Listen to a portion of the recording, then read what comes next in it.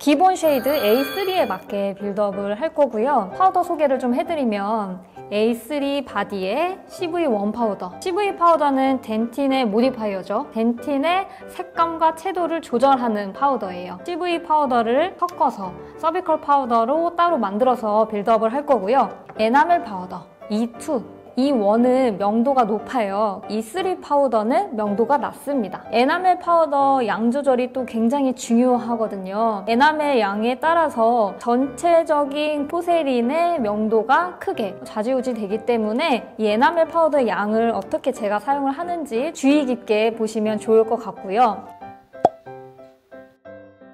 자연 치아를 관찰하면 이 절단 부분이랑 라인앵글 부분이 투명하잖아요. 투명한 부분을 어떤 파우더로 재현을 할 거냐면 아쿠아블루 2 파우더를 이용을 하도록 할게요. 이 아쿠아블루는 1과 2가 있어요. 근데 1은 약간 파란 느낌이 강한 파우더라면 아쿠아블루 2는 파라면서 그레이한 느낌이 있는 파우더예요. 파우더를 이용해서 투명감을 주도록 할 거고요. 우리가 실제로 자연 치아랑은 구조가 다르잖아요. 자연 치아는 전체적으로 빛이 투과되는 부분도 있고 흡수가 되고 또 반사가 되는 이런 작용들이 있는데 PFM 같은 경우에는 코핑이 메탈이라서 반사가 되는 부분들이 더 많아요. 자연 치아만큼 투명해질 순 없지만 투명해 보이는 척을 돕는 색감을 이용해서 그런 투명감을 부여하는 파우더들이 몇 개 있거든요. 제가 자주 사용하는 파우더가 정해져 있어요. 그 파우더 중에 하나인 아쿠아블루 2를 사용을 할 거고 보통 젊은 층 치아를 재현을 할 때에는 아쿠아블루 1과 2를 주로 사용을 하고 있고요. 노년층 치아라고 불리우는 명도가 낮고 그다음에 투명감이 깊은 케이스 같은 경우에는 LT 내추럴 파우더와 LT 슈퍼 그레이 파우더를 이용해서 그런 투명감을 부여를 하고 있습니다. 리퀴드가 또 종류가 이렇게 두 개가 있어요. 짜잔! 포밍 리퀴드, 그다음에 마이스터 리퀴드가 이렇게 있어요. 이 리퀴드의 차이점은 뭐냐? 점도 차이가 있습니다. 얘가 좀 더 끈적끈적한 리퀴드이고요. 만약에 내가 빌드업하는 게 좀 힘들고 서툴다 하면 마이스터 리퀴드를 사용을 하세요. 점도가 더 높기 때문에 빌드업 해놓은 게 잘 무너지지가 않아요. 대신에 점도가 높다라는 거는 오일이 많이 들어있는 거거든요. 빌드업하고 소성하시기 전에 드라이 타임을 충분히 주셔야 돼요. 얘가 제일 무난하기 때문에 포밍 리퀴드를 사용하라고 말씀을 드립니다. 저는 이거 덴틴 빌드업 할 때 풀 컨터로 먼저 빌드업을 하고 컷백을 하는 스타일로 작업을 하고 있거든요. 전체적인 완성되는 형태를 내가 먼저 1차적으로 알 수 있고요. 내가 만약에 디스탈 라인 앵글은 회색빛이 돌고 매지알 쪽 라인 앵글은 파란빛이 돌면 그런 효과를 줄 수 있는 파우더를 준비를 해놓고 그 부분에 덴틴 파우더를 긁어내서 거기에 맞는 효과를 줄 수 있는 파우더를 얹기만 하면 되거든요. 좀 더 결과물이 예측이 가능한 거죠. 컷백을 함으로써. 와우. 이제 막 빌드업에 입문하시는 선생님들 잘 들어주세요. 자, 붓으로 파우더를 떠올릴 때는 이렇게 붓 끝을 이용해서 이런 식으로 떠올리는 게 아니고요. 붓의 측면을 이용해서 떠주셔야 됩니다. 이런 식으로요. 자, 이렇게 해야 되는 이유는 기포가 들어가지 않게 하기 위해서예요. 붓 끝모를 이런 식으로 붓을 떠올리면 붓 끝모가 이렇게 갈라지면서 그 사이로 기포가 들어오겠죠. 자, 우리가 빌드업할 때 주의해야 되는 거는 수분 조절, 그 다음에 두 번째 기포입니다. 내가 떠올리는 파우더와 이미 떠올려진 파우더의 수분량이 비슷해야지 소성하고 났을 때 적절한 투명도를 줄 수가 있어요. 기포도 투명감에 영향을 주거든요. 기포가 있으면 투명도가 떨어지고 크랙이 발생할 수 있기 때문에 붓을 떠올릴 때에도 주의해서 시작을 해주세요. 자, 그래서 떠올린 서비컬 파우더를 이용해서 서비컬 쪽에 빌드업을 해주세요.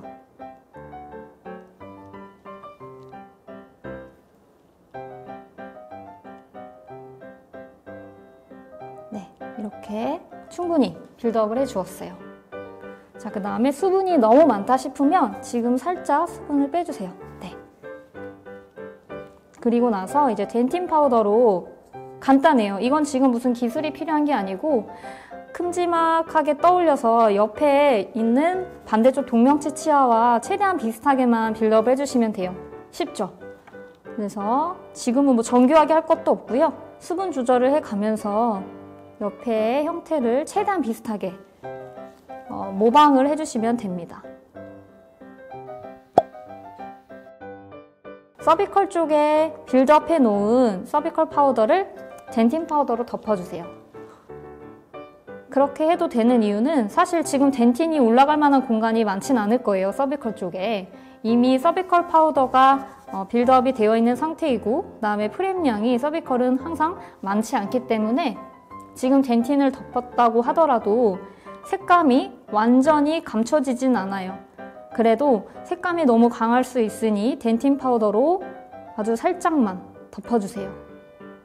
살짝 덮는다는 것은 한 0.1mm 정도? 네, 그 정도면 될 것 같아요. 여러분들 항상 빌드업 할 때 잡티 있으면 바로바로 제거해주세요. 이거는 빌드업 소성을 한다고 해서 타거나 없어지지 않아요. 그 안에 박혀있기 때문에 없애주시고 그 다음에 링갈 쪽 빌드업 할게요. 항상 이 링갈 쪽의 형태가 굉장히 중요합니다. 우리가 라비알 쪽에서 보는 최종의 그 외형이 이 링갈 쪽에 큰 영향을 받기 때문이에요. 그래서 항상 링갈 쪽 형태도 신경 써서 빌드업을 해주세요. 저 같은 경우에는 이 풀컨터 빌드업을 할 때에 너무 정교하게 처음부터 하지 않고요. 지금처럼 크게 부족하지 않게 턱턱 올린 다음에 툴을 이용해서 카빙을 합니다. 그러면 시간도 오래 걸리지 않고 최대한 길이도 그렇고 비슷하게 빌드업을 해줍니다.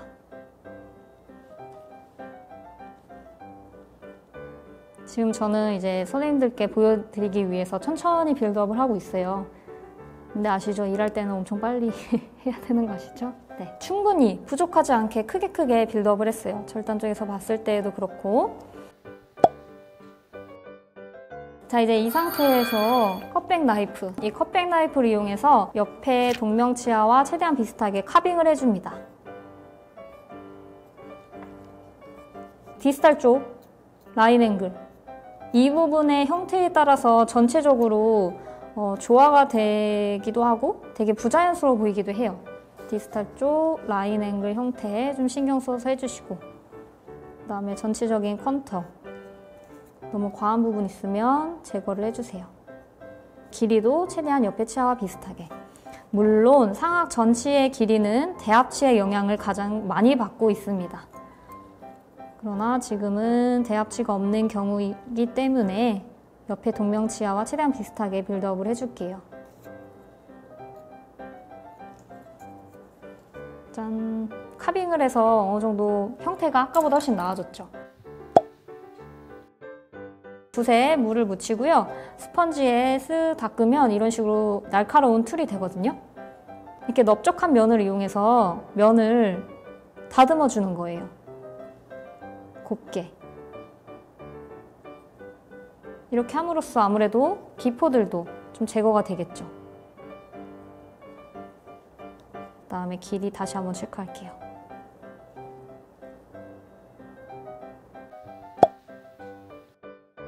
자, 서비컬의 모양은 기공사가 할 수 있는데 한계가 있어요. 중앙 부분과 절단 부분의 분위기를 비슷하게, 최대한 동명치와 비슷하게 해줍니다.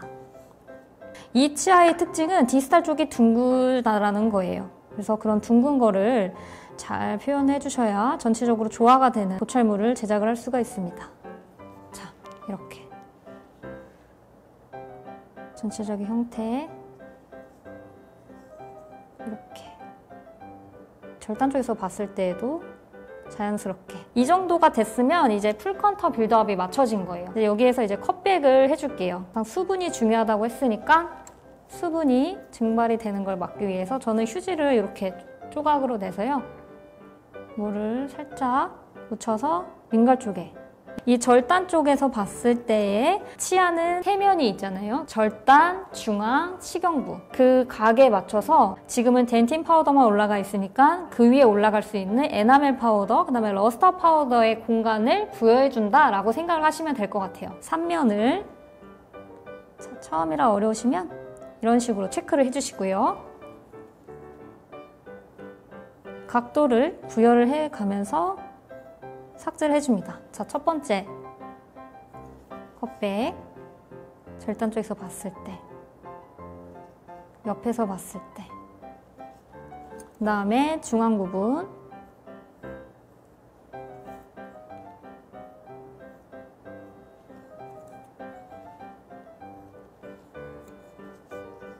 벽칼 쪽에서 봤을 때, 옆에서 봤을 때, 그 다음에 절단 쪽에서 봤을 때.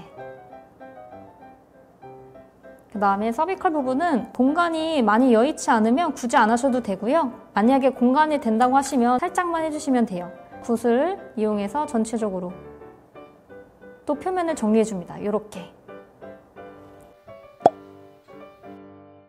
덴틴의 양이 적절한지 한번 체크를 해야 돼요. 지금 이 정도로 컷백을 해주어야 되는데 만약에 축성 공간이 부족한 경우에는 덴틴 파우더를 포기하시면 안 됩니다. 올라가야 되는 파우더의 종류가 정말 많은데 덴틴 파우더가 필요로 하는 두께는 반드시 지켜주셔야 돼요. 그렇지 않으면 오펙이 노출되기 때문에 그 두께를 확인할 때는 이런 툴 0.6mm를 체크해 놓은 이 툴을 이용해서 찔러보는 것도 좋고요.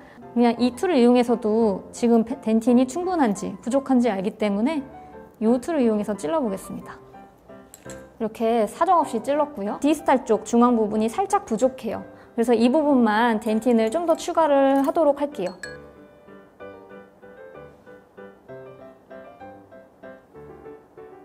그러니까 그렇게 생각을 해주셔야 돼요. 총량, 파우더의 총량이 10이라면 덴틴 파우더가 6이고요. 그 나머지가 에나멜과 러스터 파우더가 올라간다고 생각하시면 돼요. 근데 만약에 총량이 10이어야 되는데 8밖에 없는 상황이다. 덴틴도 줄여야 되고 에나멜도 줄여야 되고 러스터도 줄여야 되느냐? 아니에요. 8이어도 덴틴은 6으로 남겨놔야 돼요. 나머지 2 중에서 에나멜 파우더, 러스터 파우더를 올려야 되는 거죠. 그만큼 덴틴 파우더의 두께는 굉장히 중요합니다.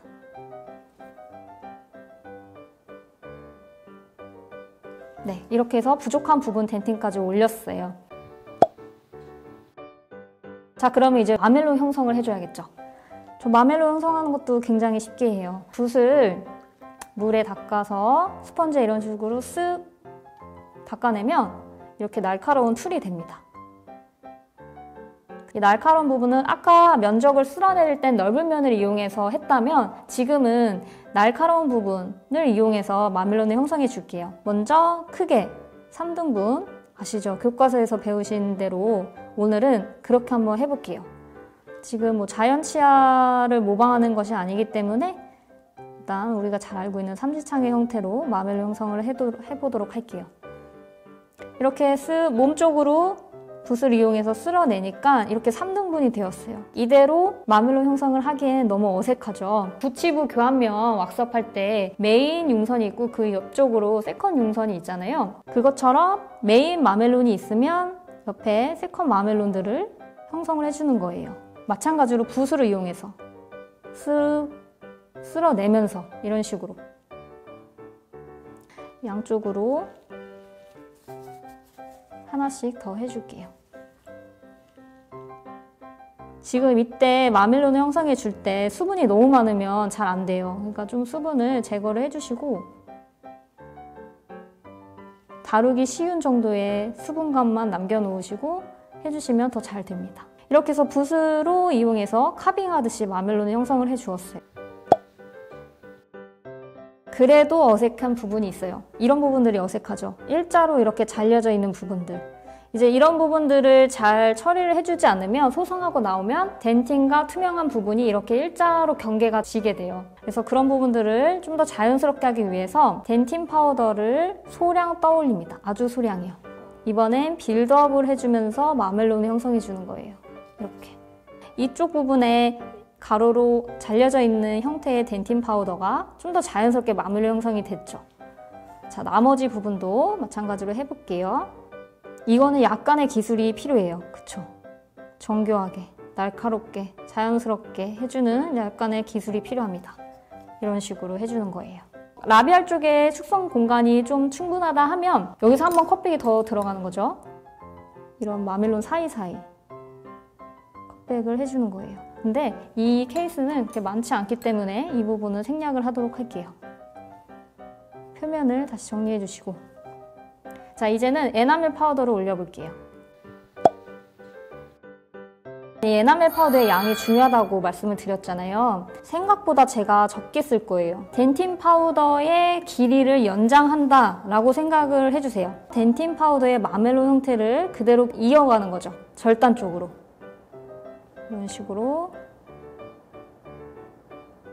그리고 서비칼 쪽까지 다 덮어주실 필요 없으시고 중앙 부분까지 덮어주는데 절단 쪽이 제일 두껍게 올라가고요. 점점 얇아지는 순으로 중앙 부분으로 갈 때에는 그렇게 생각을 해주시고 축성해 주시면 돼요. 덴틴의 절단 길이를 연장을 하니까 에나멜은 절단 부분이 제일 두껍고 중앙 부분으로 갈수록 점점 얇아지는 그라데이션이라고 생각해 주시면 될 것 같아요. 이렇게. 자, 이것도 기술이 필요합니다. 덴틴 파우더가 섞이지 않아야 돼요. 에나멜 파우더랑. 그런 기술이 좀 필요한 단계입니다.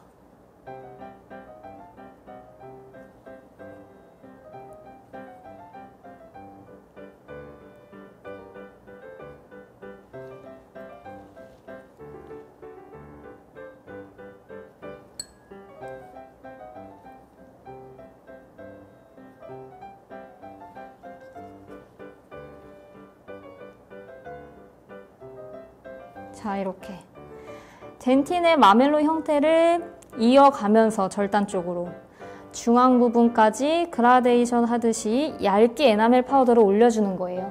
어때요? 선생님들 사용하시는 거랑 비교해서 양이 어떤지 한번 생각 한번 해보세요. 자, 그리고 섞였는지 안 섞였는지는 이 링갈 부분 보시면 알 수 있습니다. 링갈 부분 보면은 에나멜 파우더가 덴틴 파우더의 마멜로 형태를 그대로 계승하면서 길이만 길어졌죠. 덴틴 파우더와 섞이지 않아요. 라인 앵글과 절단 쪽 투명감을 부여해주는 파우더를 이용해서 빌드업을 해줍니다. 먼저 라인 앵글 부분부터 빌드업을 해볼게요. 마찬가지로 이 티 파우더도 에나멜 파우더보다는 길이가 좀 더 길게 중앙에서 절단으로 가면서 투명감과 투명도가 높아질 수 있게 점점 투명한 파우더를 길게 빌드업을 해주는 거예요. 자, 라인 앵글 부분 빌드업 해주었고요. 그 다음에 매지알 쪽 라인 앵글도 빌드업 해줍니다. 이런 식으로. 지금 라인 앵글 빌드업 해줬어요. 에나멜 파우더 사이사이를 티 파우더로 빌드업을 해줍니다.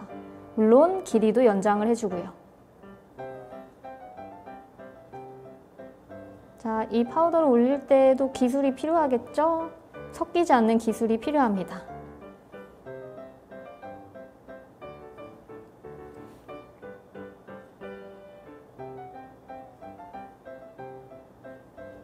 자, 여러분들 붓은 측면으로 잘 떠올리고 계시죠? 측면으로 잘 떠올려 주세요. 붓 끝이 망가지지도 않고 기포가 들어가지 않게. 짠! 이런 식으로. 지금 아쿠아블루 파우더, 티 파우더까지 올려주었어요. 링갈 쪽에서 한번 봐볼까요? 섞였는지 안 섞였는지 한번 봐보세요. 안 섞였죠? 이렇게 빌드업을 해주셔야 돼요. 그래야 내가 부여한 마멜론의 형태가 은은하게 잘 보이면서 절단 부분은 투명하게 그렇게 빌드업이 됩니다.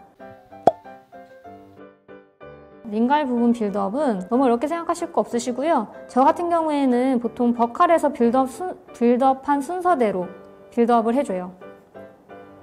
그래서 에나멜 파우더, 버칼 쪽에서 올린 형태 그대로 링갈 쪽도 빌드업을 해주고요.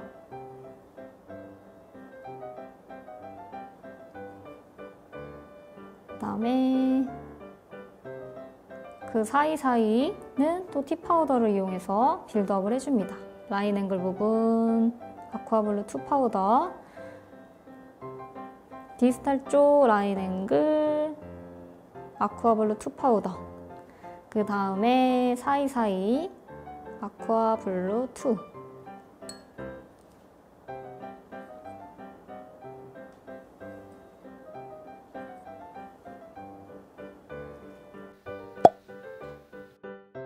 세미나를 할 때 듣는 질문. 1차 빌드업 했을 때 절단부 길이가 옆에 동명치와 비교했을 때 얼마만큼 길어야 될까요? 라는 질문을 종종 받아요. 근데 저 같은 경우에는 최소 1mm에서 1.5mm는 길게 빌드업을 합니다. 이렇게요. 이렇게 하는 이유는 일단 소성이 되면서 수축이 되는 부분도 있고요. 그 다음에 지금 여기에서 빌드업이 끝이 아니고 만약에 내부 스테인을 해야 되는 경우에는 내부 스테인도 해야 되고 그럼 소성 횟수가 더 늘어나겠죠. 그리고 2차 빌드업을 또 해야 되기 때문에 소성을 앞으로 계속 해야 된단 말이에요. 근데 소성을 하면 할수록 수축이 되니까 길이가 줄어드니까 아예 1차 빌드업 때 길게 해주는 거죠.